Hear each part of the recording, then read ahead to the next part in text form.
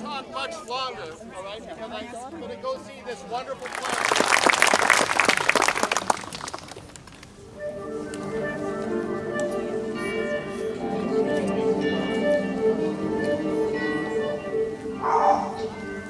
Everything begins with something, and this story begins with a window.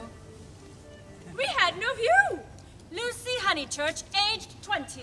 The Signora had written us that we should have a view of the Orno. Young. Pretty. Innocent. Comfortable. English. The moment we got there, it was immediately apparent. Oh, this won't do at all. That we had no view. She promised us south rooms together with a view, instead of which we have north rooms. Looking into a courtyard. And a long way apart. And this additional to the dinner meat boiled and the staff cockneys. Charlotte Bartlett, age... Oh, Lucy, can you ever forgive me? Not young. Not pretty. Not innocent. Not comfortable. Very English. Of course, any nook does for me, but it does seem hard that you shouldn't have a view. The first vacant room in the front, you must have it. No, you must have it. Your mother would never forgive me. She would never forgive me. You must have the room with the view. Well, that hardly matters anyway, because it doesn't exist. Still, if it did... But it doesn't. Then the room with the view would be yours. Well, that's all very good, but since we have no view... I do. They had been discussing this at dinner. Pardon? I have a view. Quietly. Or so they thought. And so when the declaration I have a view. interrupted, It was quite a shock. Indeed. But Lucy, being rather innocent, A view? and also rather... inclined, Oh, a view! Emboldened. Yes. By you. And also something distinctly... Lucy? Exactly. Replied before Charlotte could stop her. How delightful a view is! and the old man was suddenly suggesting, We should switch rooms. And introducing his son. This is George. And that's how they met. Everything begins with something. Everyone begins with someone. This began with a window. but wasn't it really a room? Either way, it didn't have a view. It did not have a view. We were promised a view. But it did not have a view. I have a view. Lucy looked at George. I have a view. George smiled at Lucy. We have a view. It seemed to her that he smiled at her from across something.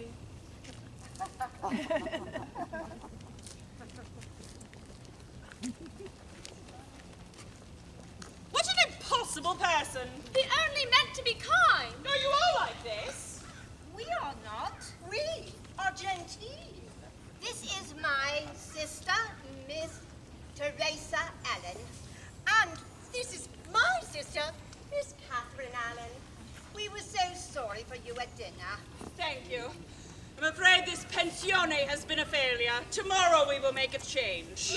Now, Miss Bartlett, I don't think there is any need for that. No? Not at all. Oh, do advise us, Mr. B, especially as you are to be our clergyman at Summer Street. Well, I saw the whole matter, of course. Who could miss it? But I think there is very little to decide, except whether or not you shall accept Mr. Emerson's offer. And is that the Gentleman's name? Yes. We are friendly, as one is in pensioners. I know him enough to know the offer stands. I am the chaperone of my young cousin Lucy, and it would be a serious thing if I were to put her under obligation to people of whom we know nothing. I hope I have acted for the best. You acted very naturally. All the same, I don't think much harm would have come from accepting. He is a rather peculiar man, but I don't think he would take advantage of your acceptance, nor expect you to show gratitude. He has rooms he does not value, and he thinks you would value them. I was hoping he was being nice. I do so always hope that people will be nice. He is nice. Nice and tiresome. I do find it difficult to understand people who speak exactly what they mean. And what about his son? Oh, I hardly know George, for he hasn't learned to talk yet. But he seems a nice creature, and I think he has brains. So you think I ought to have accepted their offer? If only Mr. Emerson were more tactful.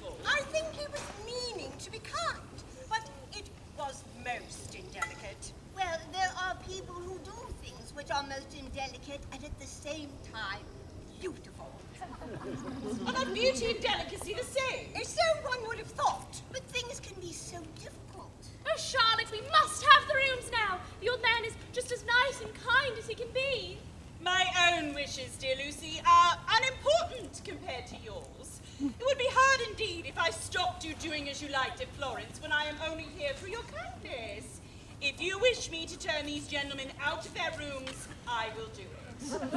Would you then, Miss Genevieve, kindly tell Mr. Emerson that I accept his offer?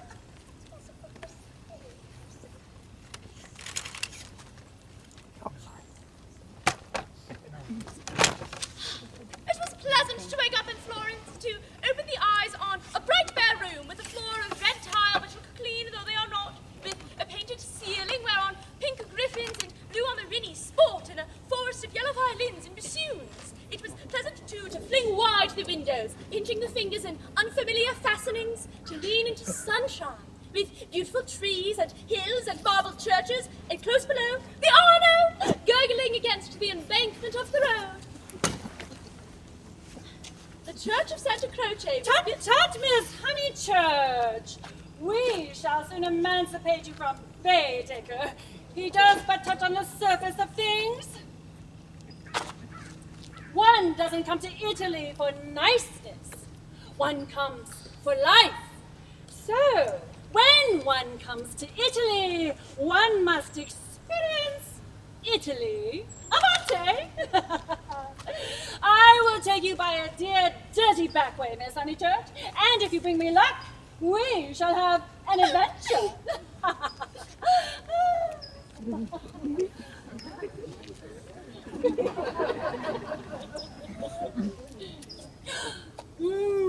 A smell.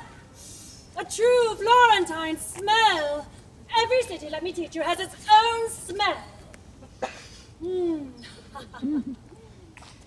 Stop a minute. I can't go in there so long as that man is there. I shall have to say something if I do. The less British or abroad. That's the man that sat opposite us at dinner last night, with his son. He gave us their rooms. They were so very kind. It's very naughty of me, but I would like to set an examination paper at Dover and turn back every tourist who couldn't pass it. Well, I should still like to see the church.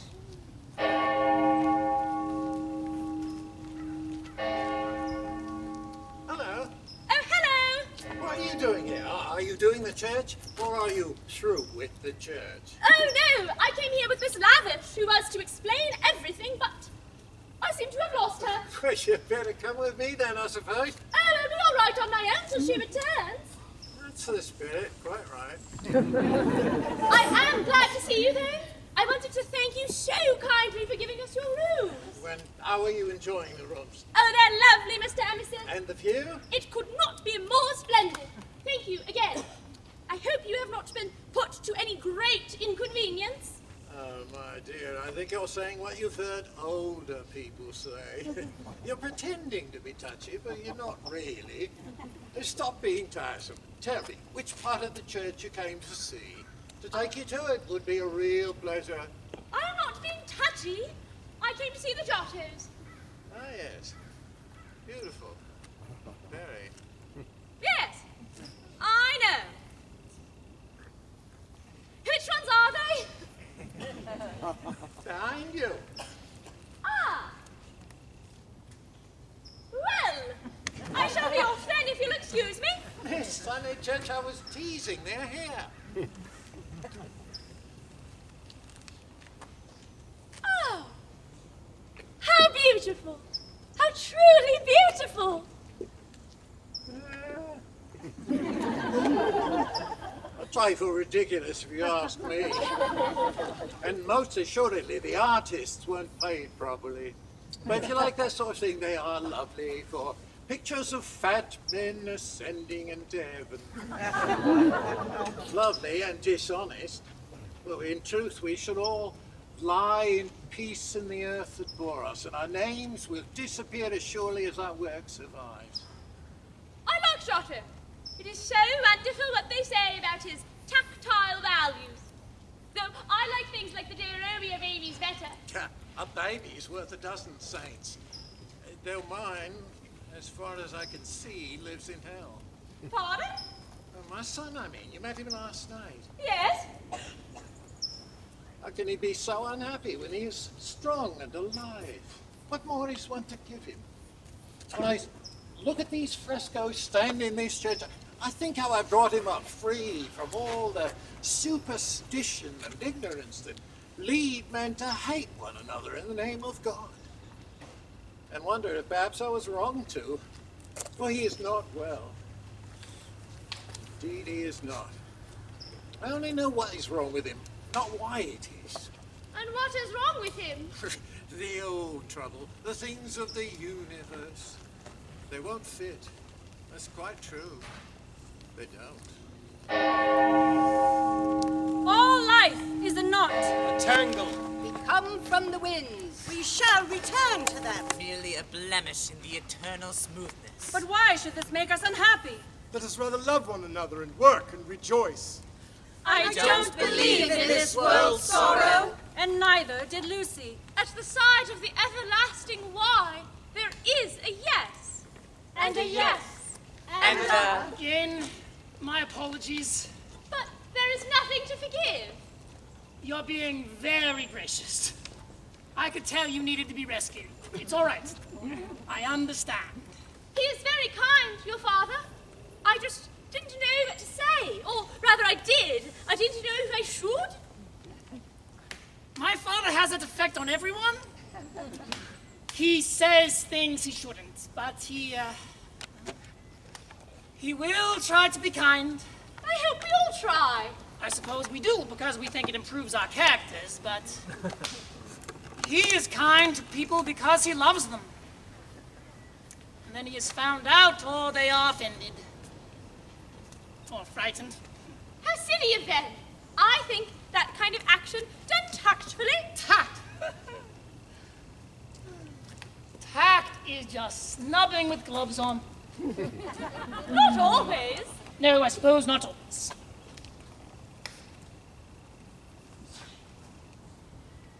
I know you were speaking of me. He worries about you. He says you don't feel that you fit with the universe. I don't, but nothing in the universe fits, do you? I suppose so. Don't you rather think you would know if you did or did not? But how is one to know such a thing with any certainty? See, you do understand.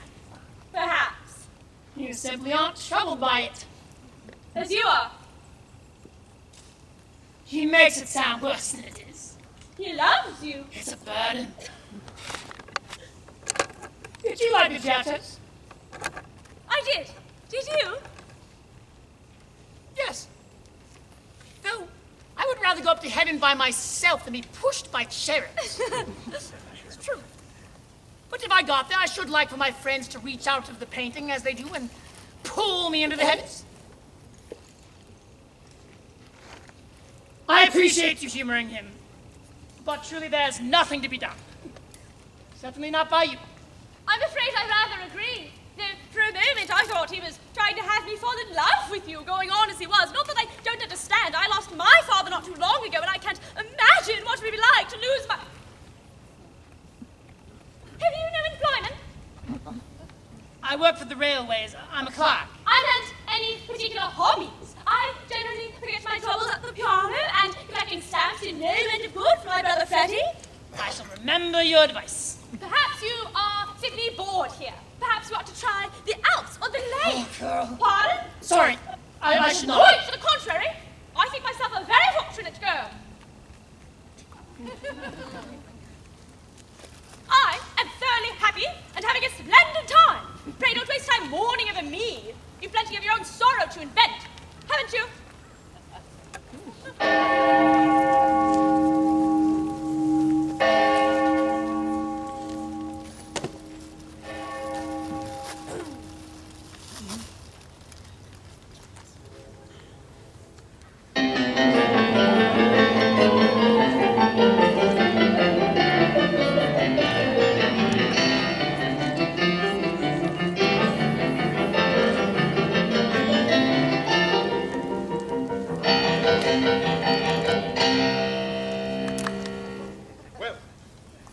Honeychurch ever takes to live as she plays, it will be most exciting both for us and for her. Oh, Mr. Beebe, that's very kind. Mother doesn't like me playing Beethoven. Doesn't Mrs. Honeychurch like music?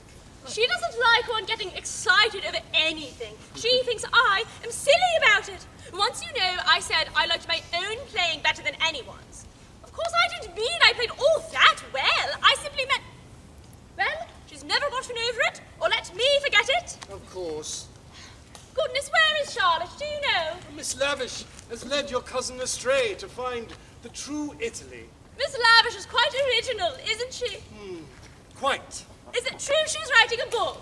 They do say so. What is it about? Something about modern Italy. Miss Lavish feels that she understands it better than anyone, including the Italians. The Italians can be a most unpleasant people. They pry everywhere, they see everything, they know what we want before we know it ourselves. We are at their mercy. They know our thoughts, they foretell our desires from the cab driver down to Giotto. They turn us inside out.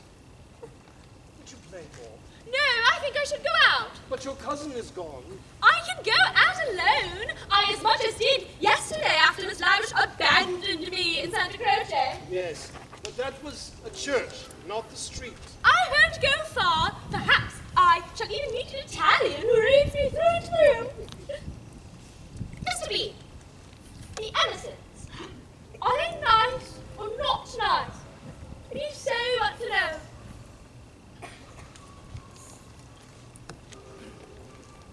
She stepped out into the piazza. It had been raining and the whole of Florence felt washed clean. She wanted something.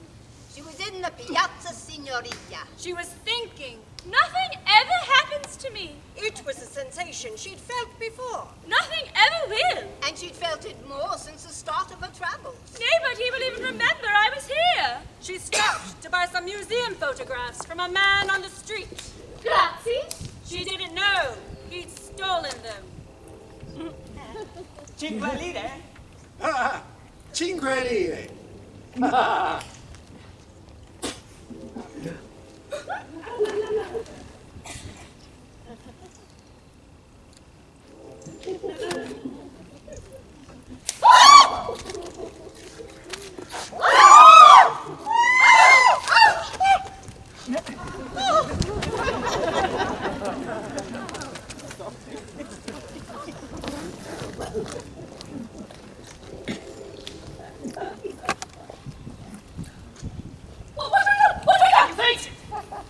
I am very sorry. How are you now? Perfectly well. Absolutely well. Let's come home. There's no point in our stop. I can go now, thank you. I mean, how very kind to have been. I get a curse myself falling. But now I'm well. Oh, my photographs. What photographs? I bought some postcards. I must have dropped them out there in the square. We should add to your kindness by fetching them. Of course. Miss Honeychurch! You sit still. You aren't fit to go home alone. Yes, I am. Thank you very much. Go on. You don't open me if you were. I had rather go alone. Then I don't fetch photographs.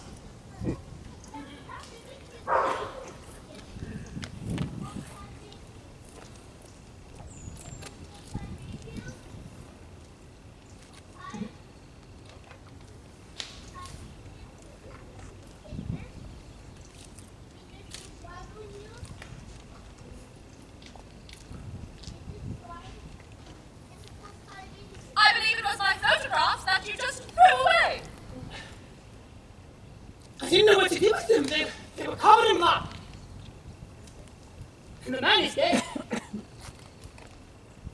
man is probably dead.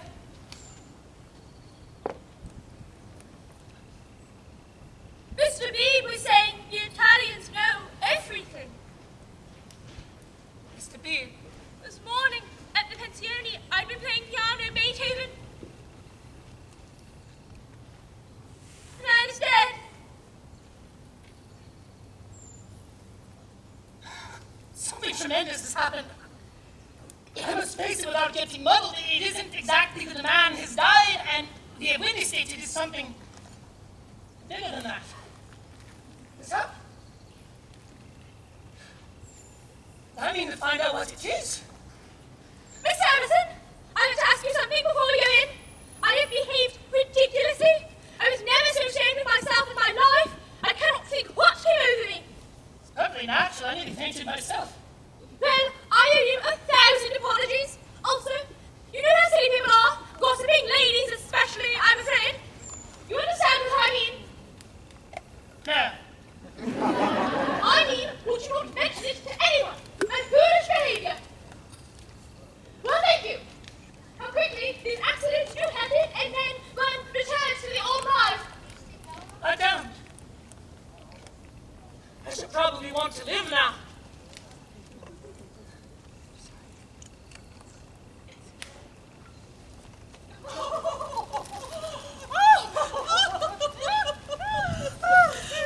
Hello, dearest. Miss Lavish and I have just had the most wonderful adventure. And did you hear? There was a murder right outside in the middle of the piazza. No! I had no idea. I had a very dull day here myself. Why didn't you ask me along? Oh, nonsense, Lucia. You would have been bored entirely. It was very dull. You know, I think I'm going to use it, Charlotte. Yes, I think I will. Use what? Oh, the murder for your book. Indeed. Oh, let me congratulate you. After your despair of yesterday, what a fortunate thing. Yes, how helpful of one man to be killed by another, so a third may write a book about it. Are you all right, dear?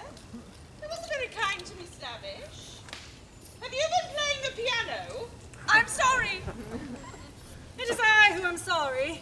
We literary hacks are shameless creatures. I believe there's no secret to the human experience into which we wouldn't pry. Even the greatest secrets of life and death. I must return to the piazza this instant to take notes. Perhaps there was even someone there who can give me a first-hand account. From what I heard, the two young men had quarreled over a 5-franc note. Of course, that won't do for my book. I shall make it a young lady. It was raised the level of the tragedy in addition to much better serving the plot. And what's the heroine's name? Leonora. Well, Eleanor, I do hope she's nice. And what's the plot, Miss Lavish? Love. Murder. Abduction. Revenge. Of course, that is the barest outline. There will be a deal of local coloring, descriptions of Florence and the neighborhood, and of course some humorous characters. Let me give you all fair warning. I intend to be unmerciful to the British tourists. Oh, you wicked woman. I'm sure you are thinking of the Emersons. I confess that in Italy, my sympathies are not with my own countrymen. It is the neglected Italians who attract me, in whose lives I am going to paint so far as I can. For I repeat, and I insist, and I've always held most strongly, that a tragedy such as this morning's is not the less tragic because it happened to a humble life.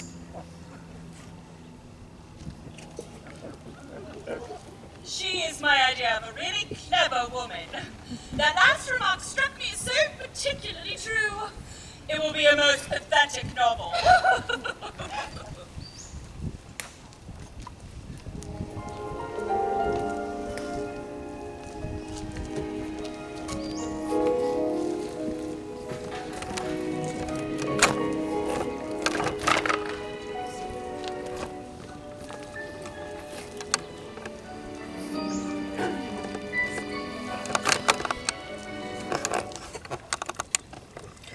It was Phaeton who drove them to Fiesole that memorable day.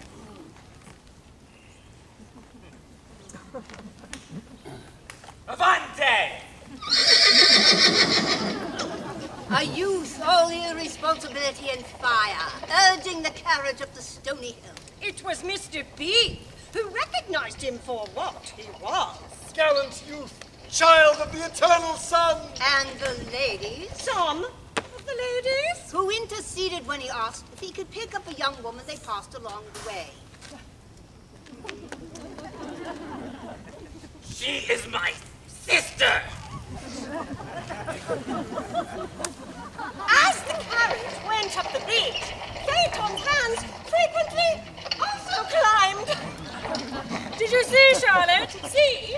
How he slipped the reins over her head so he could drive with his arm around her waist? I'm afraid I didn't notice. How could you not? The intimacy, the passion. But I suppose it's all right, seeing as she is his sister. Lucy, elegantly dressed in cream, sat erect and nervous amidst these explosive ingredients. She looked upon the expedition as the work of fate. But for it, she would have avoided George Emerson successfully. Siamo arrivati. They had arrived.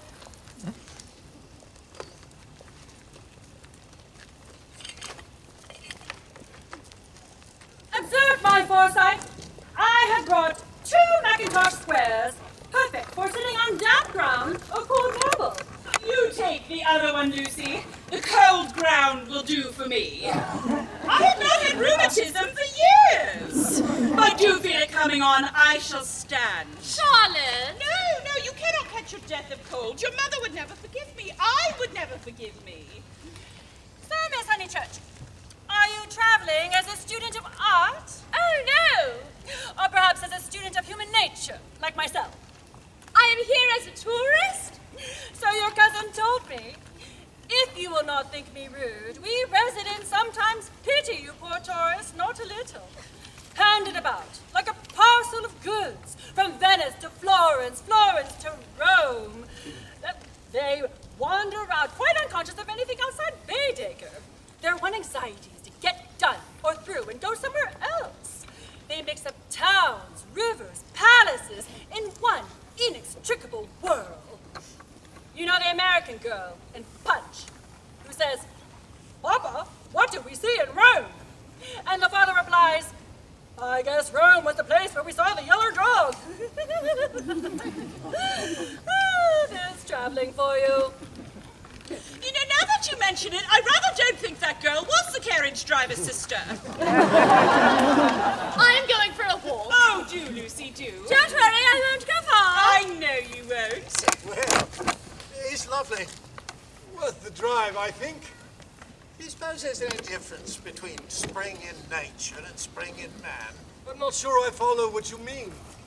We praise the one and condemn the other as improper. Ashamed that the same laws work eternally through both. I'm afraid I haven't given much thought. The point is, we have warred with it every day since Eden. Ah, Mr. Emerson, but doesn't our God wish us to strive to embody something higher than those base instincts which drive animals, and once drove man at his innocence, but in his fall we see now can only lead to unhappiness? Can that truly be the only place they lead? Seems to me that my God, in his infinite wisdom and love, knows that we return, not ascend, and thus it is he calls us home. They had set up their picnics in a hollow like a great amphitheatre, full of terraced steps and misty olives, several of which lay before them in the heights of Fiesole. The road, still following its curve, was about to sweep onto a promontory which stood out in the plain. It was this promontory, uncultivated, wet, covered with bushes and occasional trees, which caught the fancy of Lucy. She had made her way toward it, just as the sun passed the zenith of the day. The railways! Oh, but I shall die! Of course it was the railways! I should not have asked him. I rather think I embarrassed him. He is the image of a porter, the very image! Really, Eleanor? Hush! The Emersons might hear. Oh, let me go my wicked way. A porter! Oh, and I do believe he's actually a clerk. Please, it's the same. And why shouldn't I laugh? It's like a school feast. The boys have gotten separated from the girls. He shan't hear, my dear Charlotte. We are safe from George Emerson. Lucy did not look at the view. She would not enjoy anything until she was safe at Rome. They are determined to head there the day after tomorrow. Her brother had written, A friend of another friend was staying there. A Mr. Cecil Vyse. Young. Handsome. Smart. Rich. Astoundingly English. Freddie had written to Lucy she'd go and meet him, as in her previous letter. Sent on our first day. She had written that Florence was a failure. There had been no view. But then, the switching of the room, And the conversation in the church. And the conversation at the piano. and the conversation in the piazza, After the murder. well, there simply hadn't been any time to write. Even though now there was a view. But the tickets were already bought. They were to leave for Rome the day after tomorrow. It was to have been a grand escape from something Lucy couldn't name, but knew deeply was fast consuming her. She wanted to leave Florence, though she couldn't say why. She'd become mysterious to herself. She'd become a painting, a Leonardo, a Da Vinci. Perfect. The sun was bright and high. There were violets and poppies everywhere. She got lost, but found her way back to the carriage.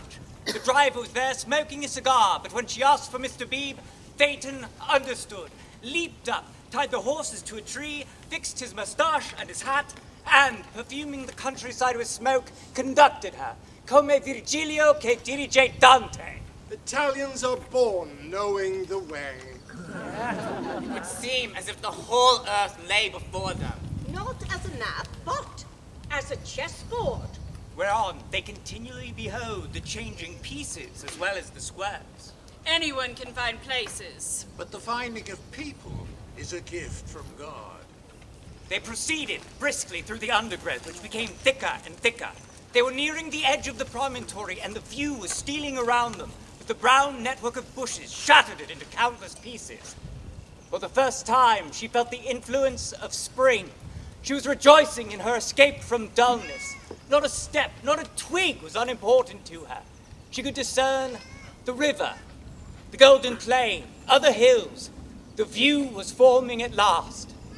Phaeton held the branches away, and she stepped out into a field covered in violets, carpeted in purple from end to end. Light and beauty enveloped her. Improvisamente, she became a masterpiece.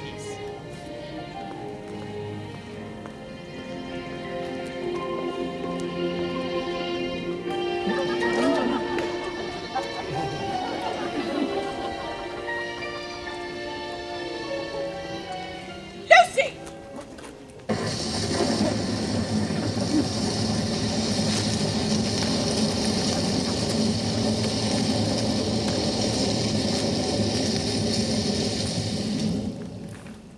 So what is to be done? It's been raining nearly 4 hours. How do you propose to silence him? The driver? My dear girl, no! Mr. George Emerson! I don't understand. How are you going to stop him from talking about it? I have a feeling that talk is a thing he will never do. I too intend to judge him charitably, but unfortunately I have met the type before. I am, in my own small way, a woman of the world. These types seldom keep their exploits to themselves. Exploits? I hope I'm not being too prudish. There's no need to call him a wicked young man, but obviously he is thoroughly unrefined. So what do you propose to do? I propose to speak with him. Dearest, no! It is my affair, mine and his. And you're going to beg him, to implore him to keep your secret? Certainly not. There would be no difficulty. Whatever you ask him, he answers yes or no, then it is over. I admit, I've been frightened of him in the past, but now I am not one little bit. But we fear him for you, dear. You are so young and inexperienced, and you have lived among such nice people that you cannot realize what men can be. How they can take a brutal pleasure in insulting a woman whom her sex does not protect and rally round. This afternoon, for example, if I hadn't arrived, what would have happened? I can't think. What would have happened if I hadn't arrived? You came, that's all that matters, right? I wish your brother were here. And what would Freddie have done? I know he is young, but a sister's insult would rouse in him a very lion. Oh, thank God chivalry is not yet dead. He should be back by now. You don't suppose anything could have happened to him? You were right to make him walk back. I did nothing of the sort. He told his father he wanted to walk. Either way, he is no longer your concern. We are leaving tomorrow. It will be a push to catch the morning train, but we must try. I have already given notice on our rooms and wired ahead to the vices in Rome. But I don't want to leave early. We already cut our time here short. Not another word, Lucia. I have been sent here as your chaperone, and I will not fail in my duty now. Your mother would never forgive me. I would never forgive me. Of course, perhaps you will never forgive me, but that is something I must risk. Oh, Charlotte, whatever do you mean? I have nothing to forgive. Seems to me that I have vexed you at every turn. Our tour together has hardly been the success I had hoped. I should have known it would not do. You want someone younger and stronger and more in sympathy with you. I am too uninteresting and old-fashioned, only fit to pack and unpack your things. My one consolation was that you found people more to your taste. I have my own ideas of what a lady ought to do, but I am wrong to inflict them on you. Oh, I have been a failure. Failed to make you happy, failed in my duty to your mother, who has been so generous with me. Oh, I will never be able to face her again after this disaster. Mother will understand. It's not your fault, and it isn't a disaster either. Your mother will never forgive me, and rightly. She will see this as clearly as I do when you tell her. Why need Mother hear of it? But don't you tell your mother everything? I suppose I generally do. But I dare not break your confidence. There is something sacred in it. Unless... I will never speak of it to either her or anyone. We will both be as silent as the grave. Come here, sir. Glad you made it back. Let me fetch you something to drive with. Thank you. Mr. Emerson, a word, if you will, in the drawing room.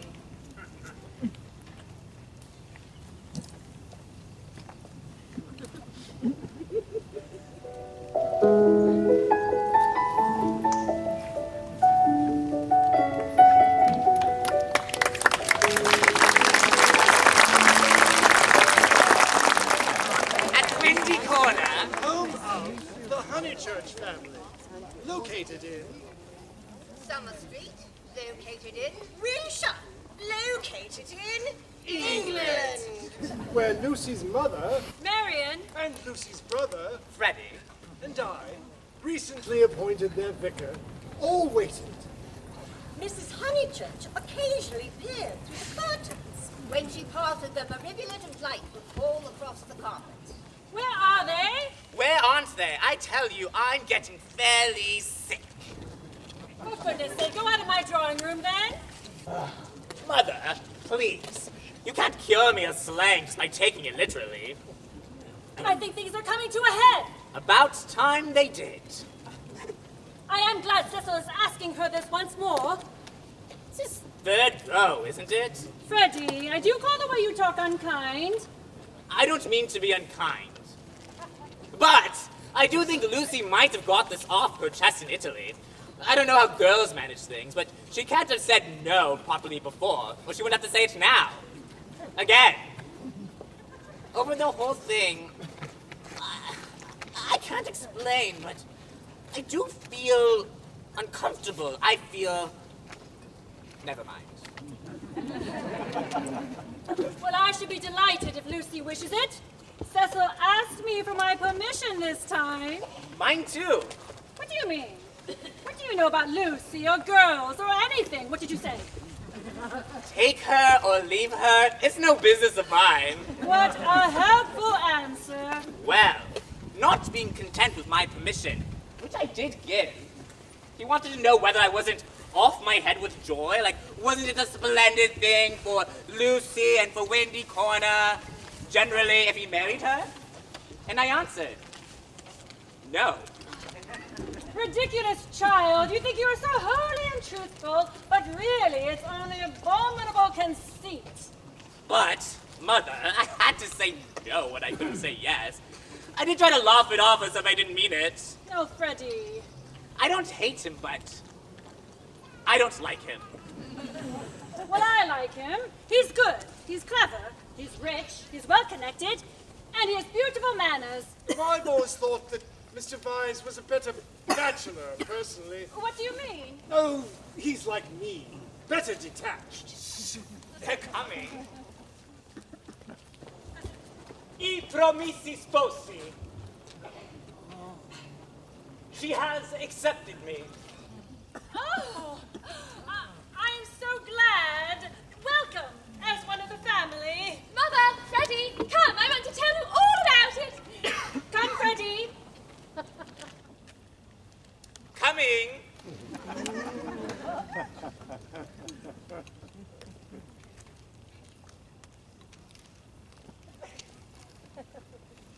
I'm sure you'll make Lucy very happy. I hope so. I've been so taken with her since she and her cousin arrived in Rome. She was so filled with light and shadow.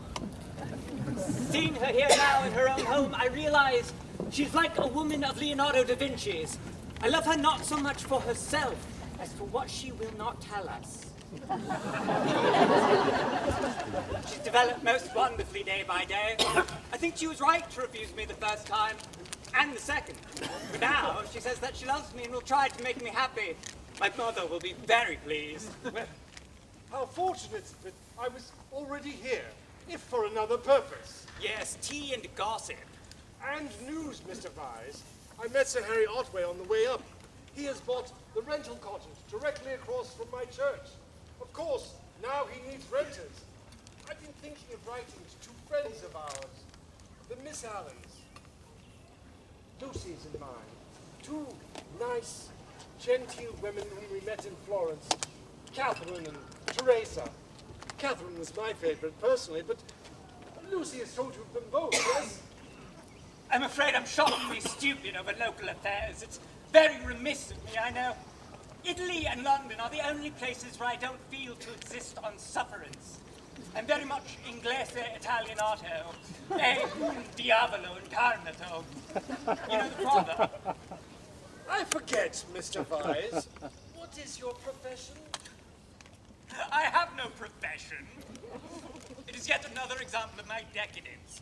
My attitude, quite an indefensible one, is that so long as I am no trouble to anyone, I have a right to do as I like. You are very fortunate.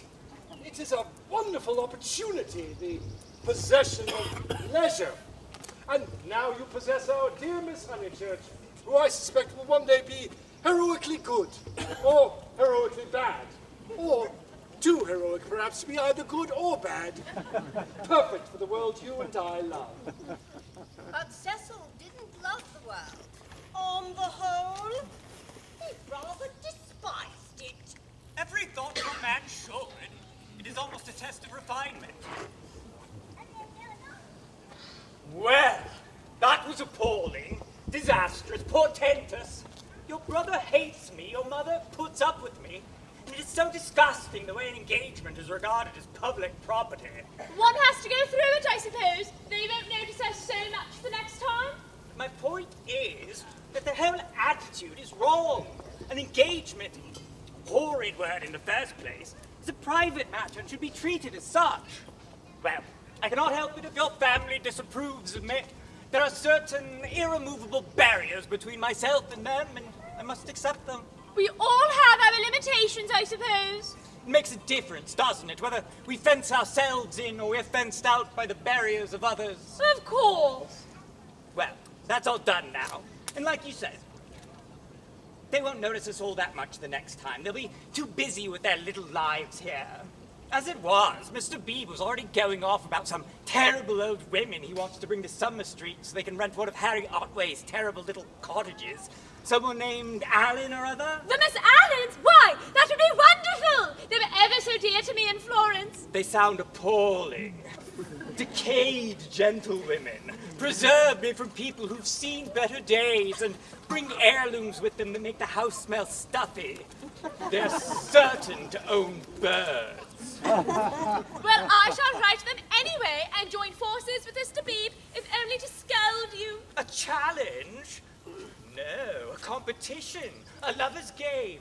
To fill Sir Harry Otway's empty rental cottage. I wonder which of us shall be the first to score a victory for the comedic muse. I shall have the head start, knowing the perfect tenants already. Lucy, wait. Lucy, never asked you before. Up till now, I've never kissed you. May I now? Of course, Cecil. You might before. I can't run at you, you know.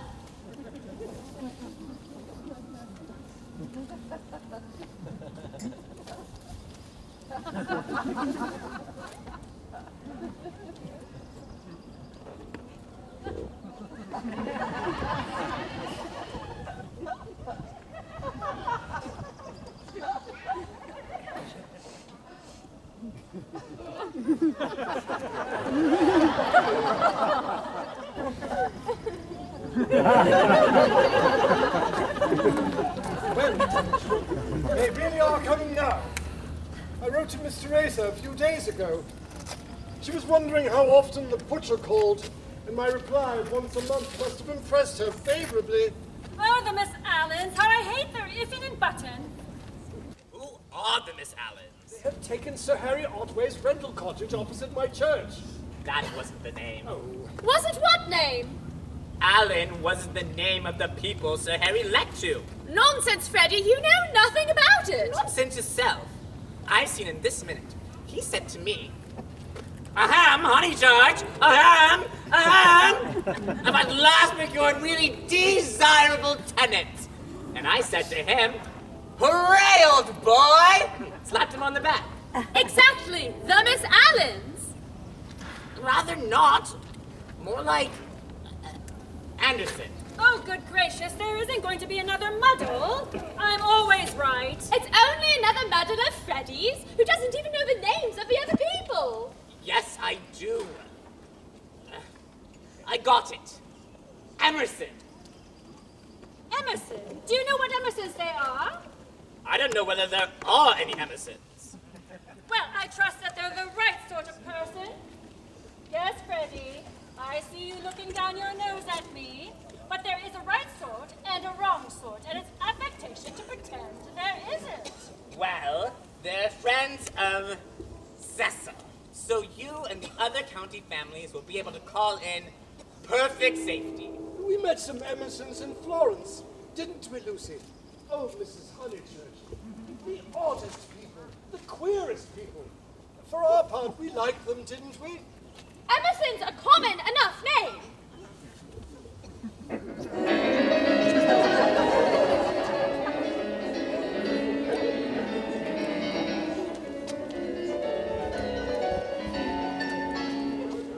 The poet was correct. The cause of comedy and the cause of truth are really the same.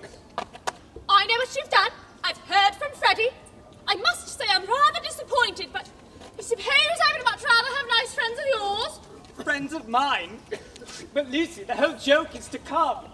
You know where I met these desirable tenants?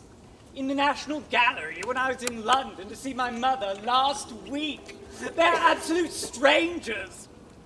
They were admiring Luca Signorelli, father and son. They had been to Italy.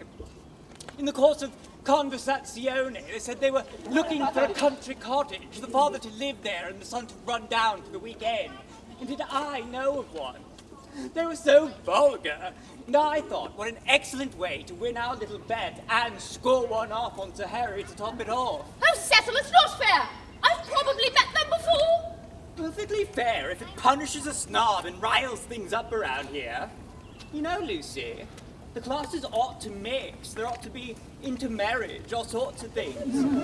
I believe in democracy. No, you don't. You don't know what the word means. I blame you, Cecil. I blame you very much indeed. You had no business to undo my work with the Miss Allens and make me look ridiculous. You call it scoring off Sir Harry, but do you realise that it is all at my expense? I consider it most disloyal.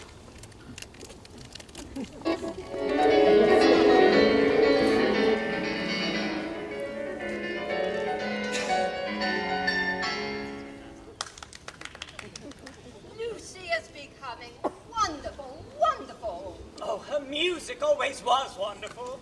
Yes, but she is purging off the Honeychurch taint. Most excellent Honeychurches, but you know what I mean. She's not always quoting servants or asking one how the pudding is made. Mind you, marry her next January. But her music, the style of her, the way she kept to Schurman, like an idiot, I wanted Beethoven. Schurman was right for this evening. You know, Mother, I shall have our children educated just like Lucy. Bring them up amongst honest country folk for freshness, send them to Italy for subtlety, and then, not till then, let them come to London. Next January and no later. Make her one of us. It was shortly after we were informed that we would not be taking Sir Harry's cottage that Charlotte Bransford's boiler became ever so tiresome. Poor Charlotte! Poor Charlotte! That's been the customary response to any letter written by our cousin Charlotte. Lucy had not seen her since they parted ways after Italy. No, but this is serious. Her boiler is to be let out and her bath cisterns to be cleaned and all kinds of terrible to-doings with plumbers and such at Tunbridge Wells. Oh, poor Charlotte. Poor Charlotte! I've been thinking, surely we could squeeze Charlotte in here next week and give her a nice holiday while the plumbers finish. I haven't seen her for so long. Mother, no, we can't have Charlotte on top of all the other things. We're squeezed to death as it is. Freddie's got a friend coming. There's Cecil. You've promised to take in Mr. Beebe's niece until the diphtheria scare ends. I don't want to make difficulties, but it really is unfair on the maids to fill the house up so. The truth is, dear, you don't like Charlotte. She gets on my nerves, and Cecil's. She drove us quite frantic in Rome. So please, Mother, don't worry us this last summer. Spoil us by not asking her to come. Here, here! This isn't very kind of you two. You have each other, and all these woods to walk in, and fields to picnic upon, tennis courts to play, while poor Charlotte... Poor Charlotte! ...has the water turned off, and plumbers. It was shortly after this, Mr. Beebe introduced me to the new tenants of the rental cottage. Let me introduce you to Mr. Honeychurch, whose sister you will remember at Florence. How do you do? Very glad to meet you. Very glad to hear your sister is to marry. I'm sure that she will be happy. For we know Mr. Vyse, too. He's been most kind, arranging everything about this delightful house. And what a coincidence that you should meet Mr. Vyse. Did you realize that you would find all the Pensione Bertolini down here? I did not. It is quite a coincidence. Oh, but coincidences are much rarer than we suppose. For example, it isn't purely coincidental that you are here now when one comes to reflect. I have reflected. It is fate. Everything is fate. Now, George. You have not reflected at all. I'll cross-question you. Where did you first meet Miss Honeychurch and myself? Italy. And where did you meet Mr. Vyse, who's going to marry Miss Honeychurch? The National Gallery. Looking at Italian art. You talk of coincidence and fate, but you naturally seek out things Italian, and so do we and our friends. It is fate that I am here, but you can call it Italy if it makes you happy. Come and have a bathe! All right? Come and have a bathe? That's the best conversational opening I've ever heard. How do you do? Come and have a bathe. Do you really want this bathe? Yes, I've said so. Coming, Mr. Beebe. Well, they shall be fast friends. The Garden of Eden, which you placed in the past, is really yet to come. We shall enter it when we no longer despise our bodies. I thought you said we were to return to Eden. Return or discover. It's all the same, really, isn't it?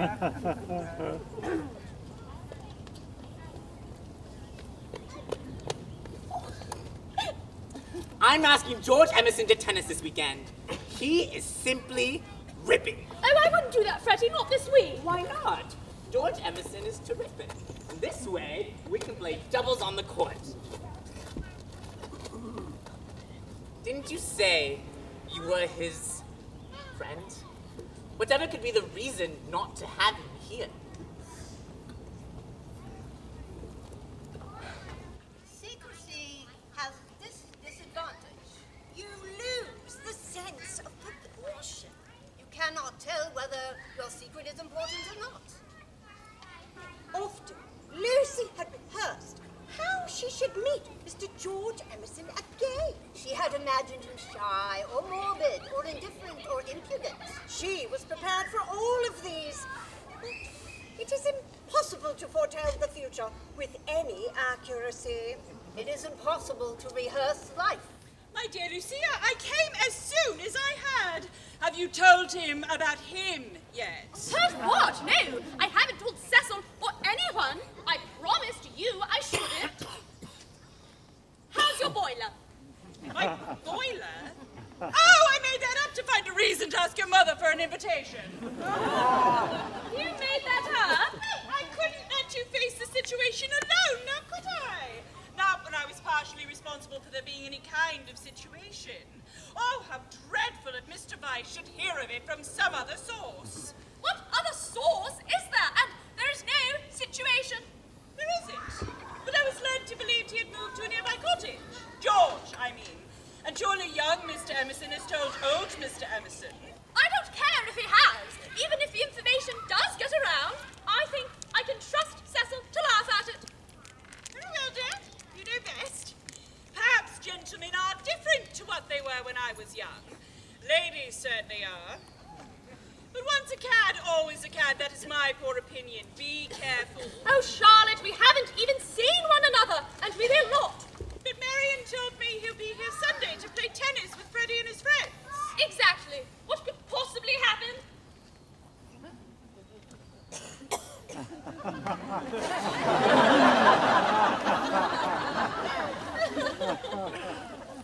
Oh dear. I will never forgive myself. You always say that, Charlotte, yet you do always seem to forgive yourself. I can't have it, Mr. Emerson. I cannot even talk to you. Get out of this house and never come into it again as long as I live here. I hate a row. Go, please. What? No discussion. But I can't. I don't want to call in Mr. Weiss. You don't mean you're actually going to marry that man? Of course I am. You cannot live with him. He's only for an acquaintance, for society and cultivated talk. He can't know anyone intimate, least of all a woman. Have you ever spoken with him without feeling tired? I can scarcely discuss. No, but have you ever? He's the sort for all right, so long as they stick to things, not people. That's why I speak out through all this muddle, even now. I would have held back if your Cecil had been a different person. I would never have let myself go. But even when I first met with the National Gallery, he winced because my father mispronounced the names of great painters. And then he brings us here, and we discover it's to play some sort of silly game of bad teammate. It's only really come to me as I've seen you here together today. He doesn't want you to be a person. He wants you to be a possession, something you can own and show off. But I want you to be you. To be real, to have your thoughts and feelings. And I'm sorry that made me lose control. But I'm not ashamed. I don't apologize. I want to live and have my chance in joy. And you may not have noticed, but I love you. And Mr. Weiss, does he not matter? That I love Cecil and shall be his wife shortly, a detail of no importance, I suppose. It is our last chance. I shall do what I can. Miss Barnard, you wouldn't stop us a second time if you understood. I have been in the dark, and I will go back into it unless you try to understand. Not another word, Everyone has to understand. Dear children, please stop. Haven't you done enough, Charlotte? Don't interfere. Lucy, please. No. I have listened for too long and have let too many people speak for me. Mr. Emerson, you say you want me to have my own thoughts, but do you leave me any place to express them? What good is all your fine protestation on my behalf if the moment I ask you to do one thing that would please me, you say it shall send you back into the dark? So am I to be responsible for your sorrow and your happiness to come at my expense?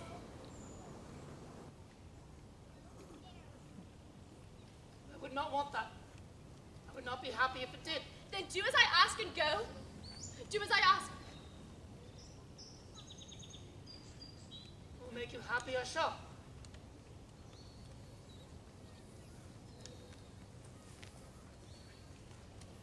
My dear Lucia! No more fuss, Charlotte. It had to be done. How terrible all this is, and all for nothing! You hardly thought it was nothing at the time. Anyway, it doesn't matter. That is the last. My admirer will hardly trouble me again. Are you sure, dear, that you've done the right thing? Of course. I love Cecil. George makes me nervous. Are you sure that shouldn't be the other way around? Hello? Have you seen George? They're still light enough for another set, if you will hurry. Mr. Emerson has had to go. What a nuisance. Spoils the fall. It's getting late anyway. Ah! Cecil! Do play. There's a good chap. Yes. Do play tennis with us just this once. It's Floyd's last day. It's my last day. My dear Freddie, as you well remarked this morning, there are certain chaps who are no good for anything but books. I plead guilty to being such a chap. The contest lay not between love and duty. Perhaps there never is such a contest. It lay between the real and the pretended. And Lucy's first aim was to defeat herself. As her brain clouded over. As her memory of the view grew dim, She tampered with the truth. and forgot that the truth had ever been.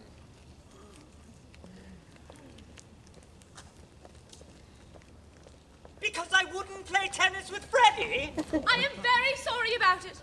But I never do play tennis. I never could. I have carefully thought things over.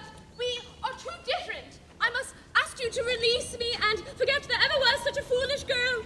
I shall never be able to talk to your friends or behave as a wife of yours should. I can't marry you, and one day you will thank me for saying so. You must excuse me if I say stupid things, but my brain has gone to pieces. Part of it lives 3 minutes back when I was sure that you loved me. There are days when one sees things clearly, and this is one of them. Things must come to a breaking point sometime, and it happens to be today.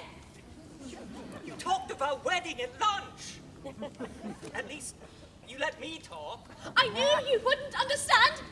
Surely it was better not to speak until I felt certain. Often I have wondered if I was fitted to be your wife, and are you fitted to be my husband? I don't think so.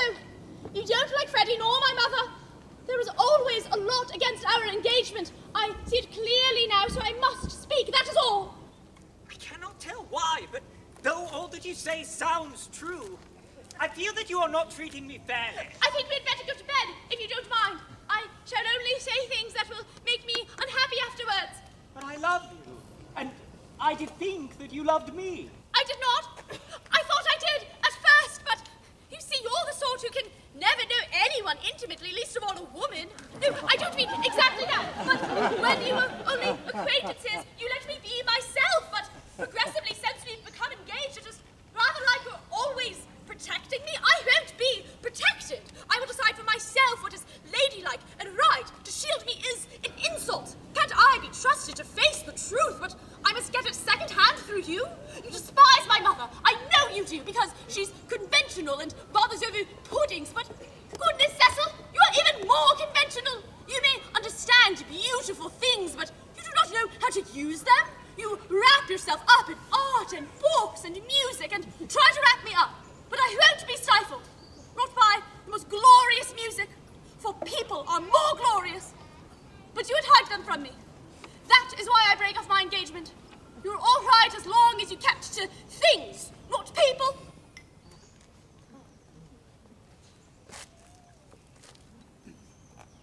It is true. True on the whole. True. Every word. What has happened? You're like a different person tonight. If you think I'm in love with someone else, you're very much mistaken.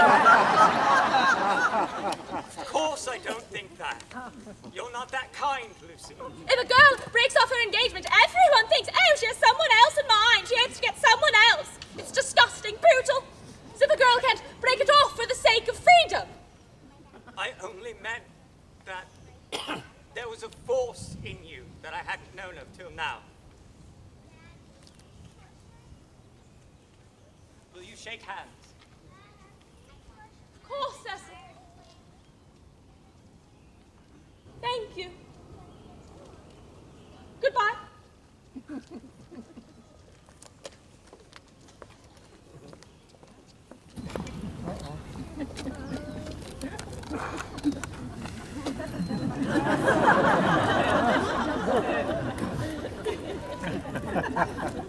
are no longer going to be joining you at Summer Street, and since Florence did my poor sister so much good, we do not see why we should not try for Athens this winter. I'll have to bring my special digestive bread with me. Doctor's orders. But then it is only first getting into a steamer and then a train. Athens, how exciting! Is there an English church there? I believe so. And we do not expect to go any further than Athens. But if you should know of a comfortable pensione in Constantinople, we would be so grateful. Oh, I'm afraid Lucy wouldn't be the person to ask. She's never been anywhere but Italy. Well, perhaps Mr. Vyse. He's quite the traveller, isn't he? He is. When did you say you would start, Miss Allen? Why, next week. How perfectly splendid. How delightful. I don't suppose you'd like to take me with you. What? Has Italy filled you with the fever of travel? Oh, not Italy, Constantinople. Athens, I mean. I've always wanted to go to Constantinople. Athens, rather. I mean, what does it matter? They're both practically Asia, aren't they? How exciting! Well, we were really only aiming for Athens. Perhaps Delphi, if the roads are safe. But wouldn't Mr. Vyse miss you? Aren't you to be married soon? Mother, don't you see? I simply must go. I simply must go to Greece. Lucy? My dear girl, you would of course be welcome, but wouldn't Mr. Vyse... Oh, good heavens, look at the time. I'm afraid we really must be going. So soon?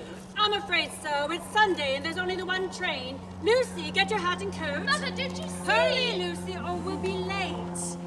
You see, we promised Miss Bartlett that we'd meet her at the vicarage in Summer Street. And if we don't leave now, we'll never make it on time. And knowing Charlotte, if we're even a moment late, she'll get it into her head to walk home, which would never do.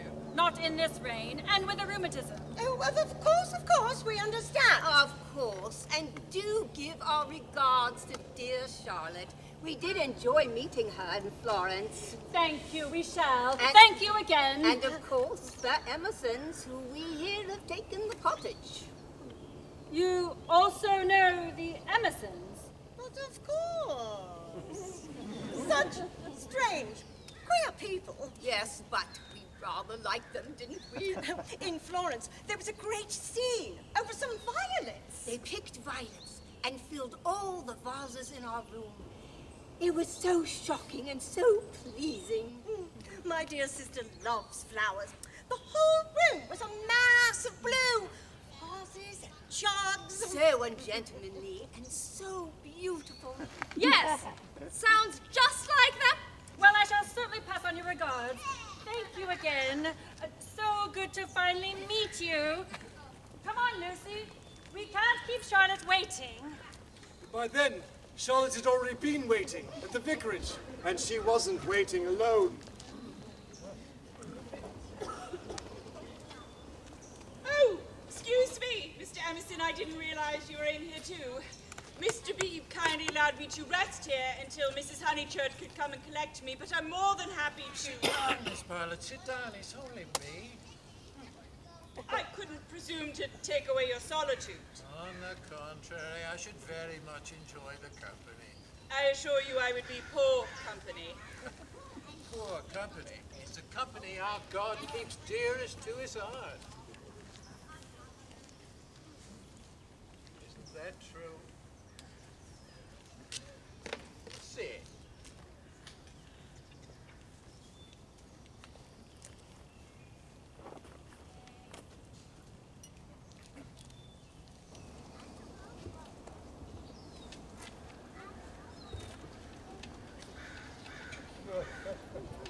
Well, how is Sir Harry's rental cottage? Are you enjoying Summer Street? You haven't heard then? George and I are giving it up. We're to return to the city. I'm waiting for him now to come and collect me. Just as you are waiting to be collected. Only you'll be collected to Windy Corner and I to London. Still, here we both are, waiting to be collected. I'm sorry. You see, I'm the one who's terrible company.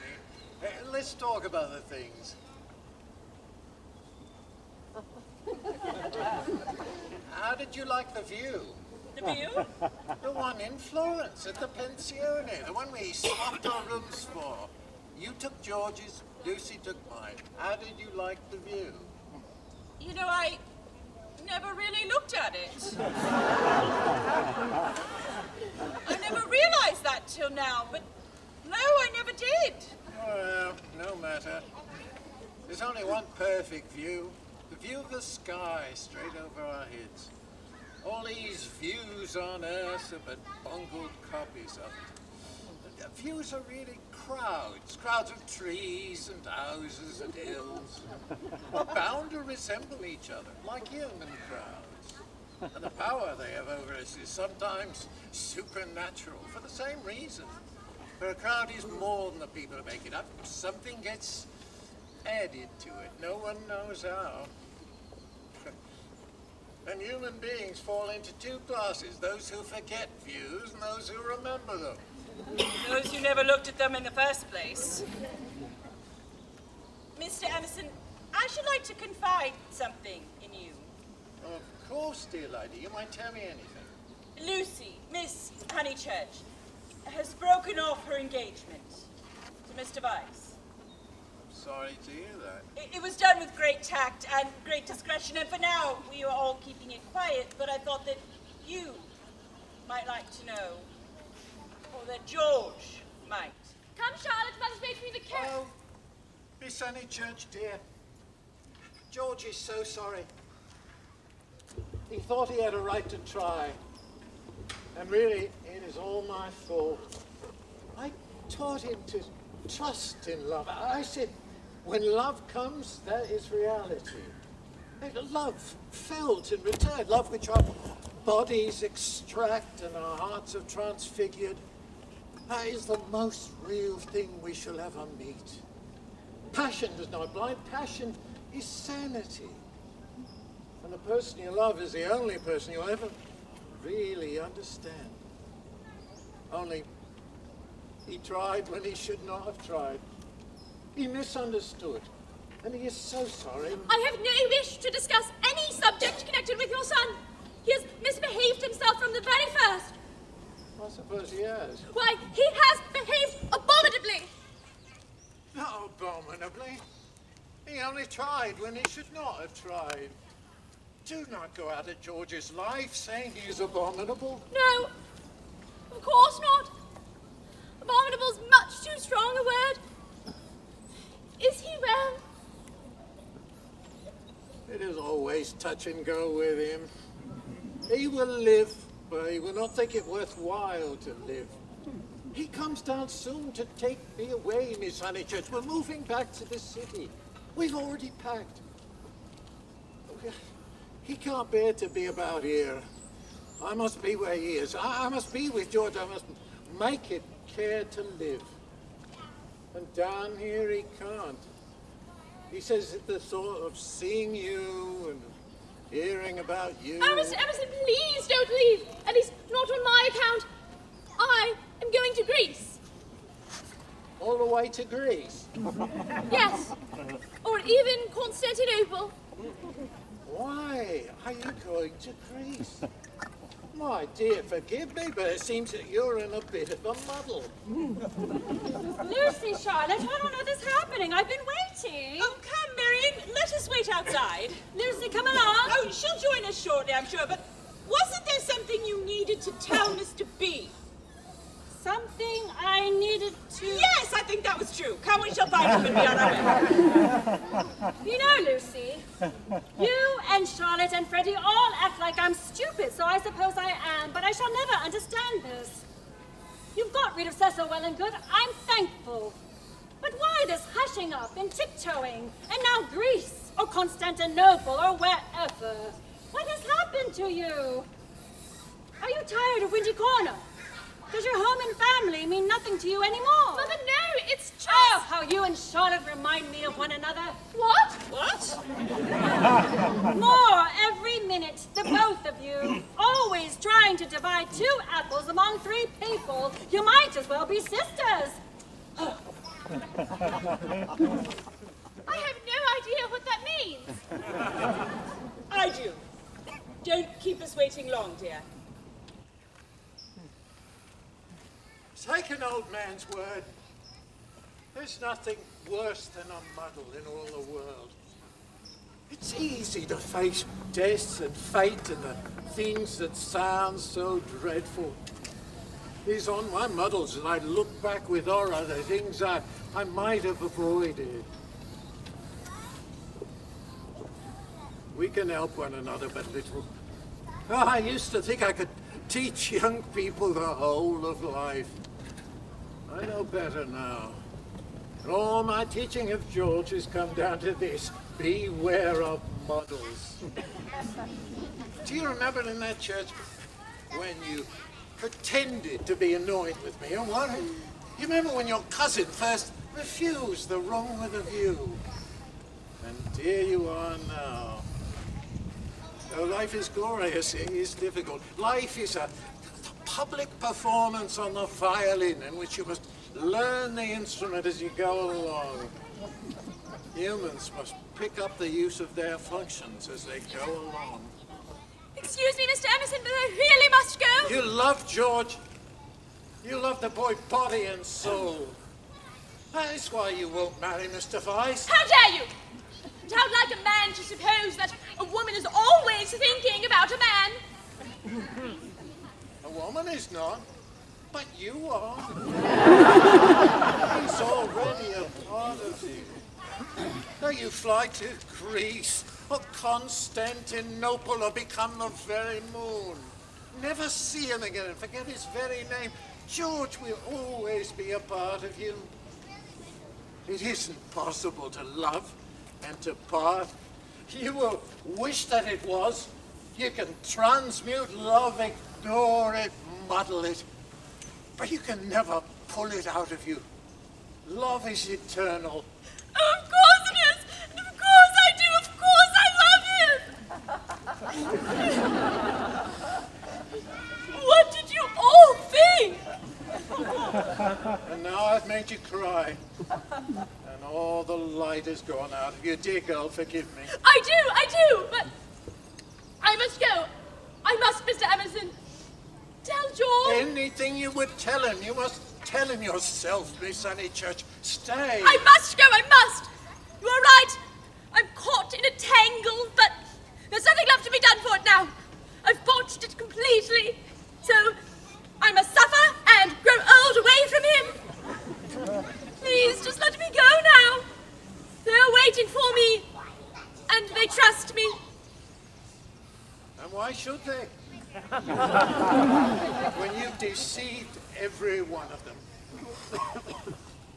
She never exactly understood. She would say in later years how he managed to strengthen her. It was as if he made her see the whole of everything at once. The Miss Allens did go to Greece, but they went by themselves. Encumbered with much digestive bread. We went around the world. But Lucy returned to the Pensione Bertolini. It's my old room. No, it isn't, because this is the room I had. Charlotte made me take this one for some reason. Oh, bother Charlotte. Oh, what can some people be made of? Same stuff as parsons are made of. Nonsense! Quite right. Nonsense. Stop laughing, stop being so silly! Oh, why shouldn't I laugh? What's there to cry about? Look how rich I am. All my fighting's been done by others. By Italy, by my father, by my wife. And never forget that! Freddie wrote them letters. Our mother pretended to disapprove of the elopement. But it wasn't an elopement. Everyone knew they would be leaving for Italy in the spring. Their wedding certainly wasn't a delicate affair. But it was beautiful. If we act the truth, those who really love us are sure to come back to us in the long run. I acted the truth, and you came back to me. So you must be right. On the same day they departed, Miss Bartlett received a parcel at Tunbridge Wells. Under a loggia by Eleanor Lavish. Leonora sat pensive and alone. Before her lay the rich champaign of Tuscany, all dotted over with many a smiling village. The season was spring, a golden haze. Far off, the towers of Florence, while the bank on which she sat was carpeted with violets. All unobserved, Antonio stole up behind her. There came from his lips no wordy protestation such as formal lovers use. No eloquence was his, nor did he suffer from the lack of it. He simply enfolded her in his manly arms.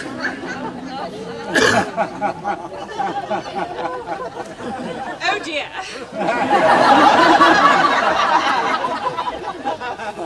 Marion will never forgive me. But Marion did. And Lucy did. And perhaps most important, I forgave myself. For that day in the field. For that night in the pensione. And for the myriad of things that, being human, she had made a muddle of. As the sun began to set outside the room I made her take a year earlier, George and Lucy stood at the window. He took her in his arms. She took in the view.